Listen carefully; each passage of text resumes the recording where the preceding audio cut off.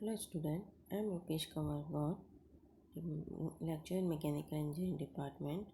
आज हम बात करेंगे numerical problem on principle of superposition and power of composite section. तो देखते हैं सबसे पहले प्रिंसिपल ऑफ सुपरपोजिशन पे न्यूमेरिकल। ठीक है, a member ABCD is subjected to a point point load P1, P2, P3 and P4 as shown in figure। ठीक है, calculate the force P2 force हमें कैलकुलेट करना है necessary for the equilibrium. If P1 is equal to 45 kilo newton, P2 is equal to 140 kilo newton and P4 is equal to 130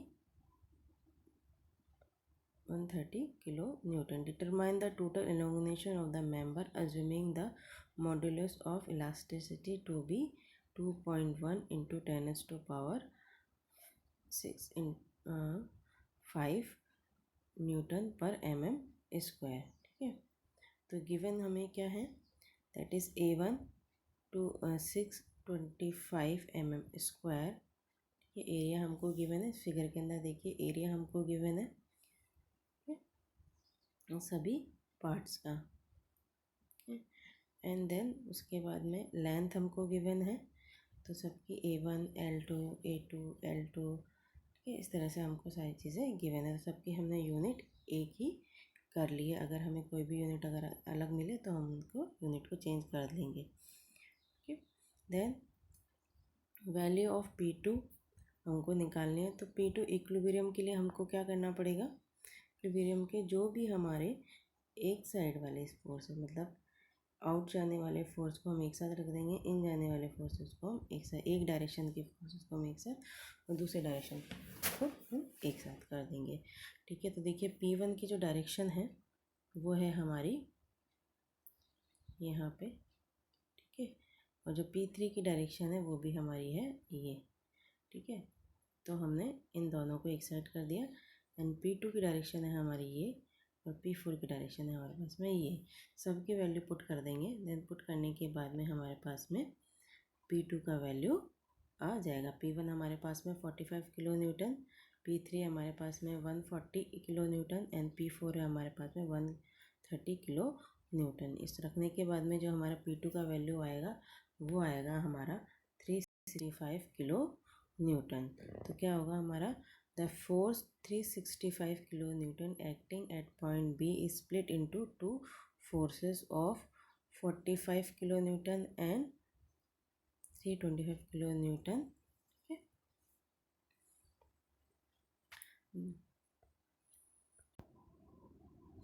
अब है the force of 140 kilo newton acting at C split into two force 320 kilo newton and 130 kilo newton. ठीक है, तो अब हमें क्या करना है कि अब हम देखते हैं जो हमने हमारा ये जो बॉडी था पहले वाला, अगर हमको इसको इक्विलिब्रियम में करना था। ठीक है, तो P1 अगर हमको 45 किलो न्यूटन देना था, तो अगर इस ये वाले पार्ट के इस वाले पार्ट पे अगर यहाँ पे देखेंगे, ठीक है, इक्विलिब्रियम में करने के लिए, तो अगर यहाँ पे 45 किलो न्यूटन आपका फोर्स लग रहा है तो यहाँ पे भी आपका 45 किलो न्यूटन हमारा फोर्स लगना चाहिए। तो जो P2 था वो हमने दो पार्ट के अंदर डिवाइड कर लिया, 45 प्लस जो उसका रिमेनिंग हमारा अमाउंट बचा हुआ है। ठीक है, इसी तरह से जो हमारा P3 था वो भी हमने जो अमाउंट निकला था उसको भी हमने दो पार्ट के अंदर डिवाइड कर लिया।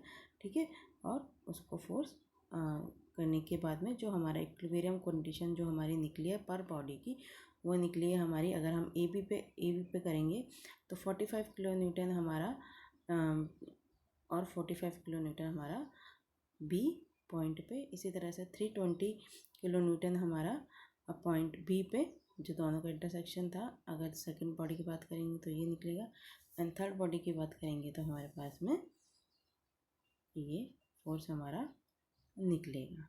ठीक है, अब आप देखिए कि जब ए बी है उसके अंदर जो, अब देखिए हमारा जो फोर्स हमारा जो है ए बी, ए बी वाला जो ब्लॉक है इसके अंदर जो फोर्सेस लग रहे हैं, वो जो फोर्स लग रहे हैं वो हमारा लग रहा है टेंसाइल फोर्स, ठीक है। बी सी में जो लग रहा है हमारा लग रहा है कंप्रेसिव फोर्स, और सी डी में जो लग रहा है वो हमारा लग रहा है वापस टेंसाइल फोर्सेस, ठीक है। तो हम इसके अंदर से निकालते हैं, चेंज इन लेंथ निकालेंगे। तो सबसे पहले के अंदर निकालेंगे, तो फर्स्ट पार्ट ए बी के अंदर निकालेंगे। तो जैसे कि हमें पता है कि हमारा क्या है, पी पी एल अपॉन ए ई। तो पी एल 1 हो जाएगा इसमें, और ए 2 हो जाएगा, ई हमारे जो गिवन है हमारा वो हो जाएगा, ठीक है। तो पी हो जाएगा हमारा 45 किलो न्यूटन, ए हो जाएगा हमारा 625, ई हो जाएगा हमारा 2.1 इंटू 10⁵, और एल हो जाएगा हमारा 1200। इस तरह से जो हमने निकाला, तो एल आया हमारे पास में, डेल एल आया हमारे पास में 0.4114 mm, ठीक है। इसी तरीके से बी सी के अंदर निकालेंगे। अब देखिए ए बी के अंदर हमारा कौन सा लग रहा था, टेंसाइल फोर्सेस लग रहे थे। तो क्या होगा, जो भी हमारे कंपोनेंट की लेंथ है वो क्या होगी, इंक्रीज होगी, ठीक है। इसी तरह से बी सी के अंदर हमारा लग रहा है कंप्रेसिव फोर्स। कंप्रेसिव फोर्स होने के कारण जो क्या होगा, उसके लेंथ में क्या होगा, डिक्रीज होगी। वो लेंथ क्या हो जाएगी आपकी, डिक्रीज होगी, कम होएगी, ठीक है। तो सेम हमने निकाला, तो वो हो जाएगी हमारी 0.3675 mm, ठीक है। इसी तरह से increase in length C D के अंदर हमारा कौन सा टेंसाइल फोर्स लग रहा था, तो हमने निकाला, तो हमारे पास में आया 0.4457 mm, ठीक है। तो अब टोटल लैंगुनेशन क्या हो जाएगा, टोटल लैंगुनेशन क्या हो जाएगा, increasing length minus decreasing length plus increasing length. मतलब इसके अंदर जो लेंथ है, ए बी के अंदर जो लेंथ है प्लस सी डी के अंदर जो लेंथ है, ये दोनों प्लस होके जो डिक्रीजिंग लेंथ होगी ये क्या हो जाएगी हमारी, माइनस हो जाएगी, क्योंकि ये कंप्रेशन के अंदर है। तो जो फाइनल आंसर आएगा इस तरीके देखिए, ये फाइनल आंसर हो जाएगा हमारे पास में 0.4914 mm एक्सटेंशन, ठीक है। तो ये हो जाएगा हमारा आंसर इसका। अब हम देखते हैं next question, bar of composite section. Composite section means एक बार होगी जो हमारे डिफरेंट मटेरियल की बनी होगी, ठीक है। तो अब इसके अंदर देखते हैं, a steel rod of 3 cm diameter is enclose centrally in a hollow copper tube of external diameter 5 cm and internal diameter of 4 cm. The composite bar is then subjected to a pull 45,000 Newton. If the length of each bar equal to 15 cm, then determine the stress in the rod and tube and total load carried by each bar, ठीक है। क्या निकालना है हमको, हमारा एक steel का rod है, ठीक है, जो एंक्लोज है हमारी centrally enclose by the hollow copper tube, ठीक है। ये स्टील की रॉड है, इस तरह से देखेंगे तो ये हमारी स्टील की रॉड है, और ये कॉपर ट्यूब से हमारी एंक्लोज है। इन दोनों की जो लेंथ है वो है हमारा 15 cm, और जो इंटरनली वो है हमारा डायमीटर जो दिख रहा है हमारा 3 cm, और यहाँ पे जो इनर थिकनेस और आउटर थिकनेस है इसकी इस तरह से आपको दिख रही है। तो अब आपको करना क्या है, अब इसके अंदर क्या कंडीशंस होती है कि टोटल लोड जो कैरीड करेगी ये दोनों, मान लीजिए अब भी हमारे पास में टोटल लोड लग रहा है, तो ये जो रॉड कैरी करेंगी दोनों, वो स्टील की रॉड लोड कैरी करेगी PS, प्लस जो हमारी PC कॉपर की रॉड है। तो ये हो जाएगा हमारा total load PC plus PS। तो अब हम देखते हैं इसमें क्या पूछा गया, the stress in the tube and rod, ठीक है। E for a steel is 2.1 into 10⁵ Newton per mm square. For a copper 1.1 into 10⁵ Newton per mm square, ठीक है। तो गिवन क्या क्या है हमारा, डाया ऑफ स्टील रॉड, ठीक है, गिवन है हमारा 3 cm, जो हमारा हो जाएगा 30 mm। Steel area of steel rod हम निकाल लेंगे A S is equal to π/4d²। ठीक है, एक्सटर्नल डायामीटर हमारा हो जाएगा कॉपर का, वो है हमारे पास में 5 centimetre, that is 50 mm। Inter diameter है हमारे पास में 4 सेंटीमीटर इज इक्वल टू, ये हो जाएगा हमारे पास में 40 mm। तो एरिया ऑफ कॉपर क्या हो जाएगा, होलो है, होलो सिलेंडर है, इसलिए क्या हो जाएगा हमारे पास में π/4 आउटर एक्सटर्नल डायामीटर का स्क्वायर माइनस इंटरनल डायामीटर का स्क्वायर। तो हमारे पास में जो आंसर आएगा that is 706.86 mm²।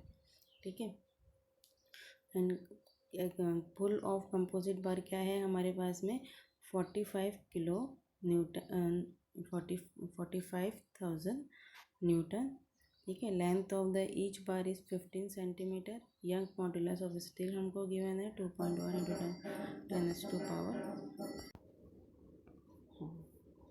Then first हम निकालते हैं the stress in the rod and tube. ठीक है, तो सिग्मा एस हो जाएगा हमारे पास में स्ट्रेस इन स्टील, P3 हो जाएगा हमारे पास load carried by the rod, और PS स्टील लोड, PE हो जाएगा हमारे पास में stress in copper, and PC हो जाएगा हमारे पास में load carried by the copper tube. ठीक है, तो इसमें हमारा जो हमारा नाउ स्ट्रेन क्या हो जाएगा, अब क्योंकि क्या है इन दोनों रोड के अंदर जो हमारा स्ट्रेन है, मतलब चेंज इन जो लेंथ होगा वो क्या होगा हमारा इक्वल होगा।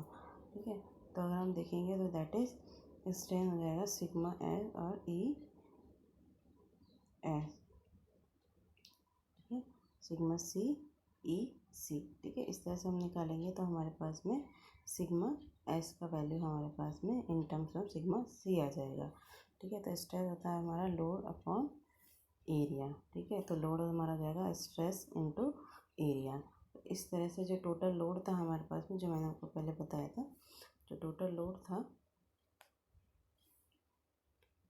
जो टोटल लोड था वो क्या कर दिया हमने, P इज इक्वल टू जो P1 P2 था उनको हमने इन terms of area and stress के फॉर्म में हमने रख दिया है। देन हमारे पास में जो सिग्मा एस का वैल्यू निकला था in terms of sigma C, वो हमने रख दिया है। तो इससे जो हम निकालेंगे तो हमारे पास में निकल जाएगा सिग्मा सी का वैल्यू। अब सिग्मा सी का वैल्यू हमने अगर निकाल लिया है तो सिग्मा सी का वैल्यू निकालने के बाद में जो हमारा हो जाएगा जो स्ट्रेस हो जाएगा वो सिग्मा सी हो जाएगा P/A हो जाएगा। ठीक है, सिग्मा P। तो अब क्या करेंगे सिग्मा, ठीक है, एरिया हमको पता है, सिग्मा सी हमको पता चल गया, देन उसके बाद में हमारे पास में आ जाएगा P। ठीक है, सिग्मा सी हमारे पास में ये आ जाएगा। ठीक है, तो सिग्मा सी हमारे पास में आ गया। इसी तरह से हम सिग्मा एस भी हम निकाल सकते हैं, क्योंकि हमारे पास में जो वैल्यू निकाली थी हमने, ठीक है, वो थी in terms of sigma S is equal to 1.909 sigma C का वैल्यू यहाँ पुट कर देंगे तो सिग्मा एस का वैल्यू हमारे पास में आ जाएगा। ठीक है, load carried by the each bar, हर बार के अंदर जो हमारा लोड है वो कितना कैरी होगा, तो वो कैरी हो जाएगा हमारे पास में सिग्मा एस निकाल लिया हमने, सिग्मा सी निकाल लिया। ठीक है, तो लोड हो जाएगा हमारा स्ट्रेस इनटू एरिया। ठीक है, कॉपर के अंदर इसी तरह से निकालेंगे और स्टील के अंदर हम इस तरह से एरिया को हम निकाल लेंगे। ठीक है, इस तरह से हम लोड निकाल लेंगे। तो स्टील के अंदर हमने निकाल लिया, तो कॉपर के अंदर निकालने के लिए कि हम क्या करेंगे, या तो फॉर्मूले से निकाल सकते हैं या हम कैसे निकाल सकते हैं, जो हमारा टोटल लोड निकला है उसमें से हम स्टील का जो लोड है वो माइनस कर देंगे, तो जो हमारे पास में फाइनल आंसर आ जाएगा वो आ जाएगा हमारे पास में ये दैट इज़ 15,15474.5 न्यूटन। ठीक है, इस तरह से हमारा आंसर आ जाएगा। तो आज के लिए इतना है student, thank you so much.